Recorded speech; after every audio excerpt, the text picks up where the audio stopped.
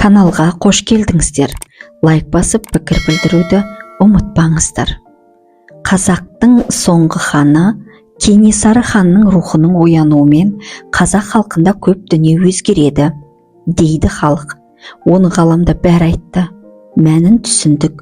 Енді өмірімізге, өткенімізге көз жүгірте отырып, жаппай ояну уақытымызды саралап, қарап отырып түсіндік. Қазіргі таңда адамдарды толғандырып отырған басты сұрақ, соңғы ханымыздың басы қайда?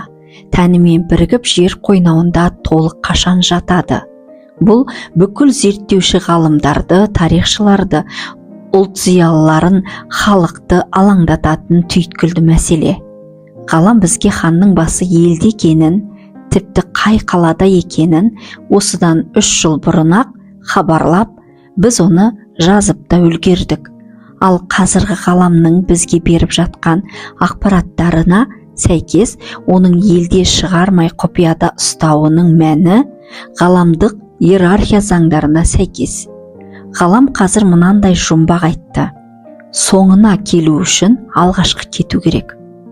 Өздеріңіз бұл сөздің мәнін тереңінен түсініп аларсыздар. Биік рухтар тарсылдатып, жұмбақты рухтар арқылы шешіп тастады. Ғаламның жұмбақтары қазір рухтар арқылы шешілуде, ұшқыр оймен өткен ғұмырдағы тәжірибе негізінде. Себебі түсінік пен таным қазір сана деңгейінде өте жылдам келіп жатыр. Бұрынғыдай уақыт жоғалту жоқ. Ақпарат бірден жүрек пен санаға дарып, жауаптар көп күттірмей ашылып жатыр. Біздің айтып отырғанымыз ғаламдық эволюция заңына сәйкес құбылыс. Бүкіл жаңа ақпарат алдымен сол елдерге келіп отырды. Даму да, халық санының оянуы да сол елдерде алда болып отырды.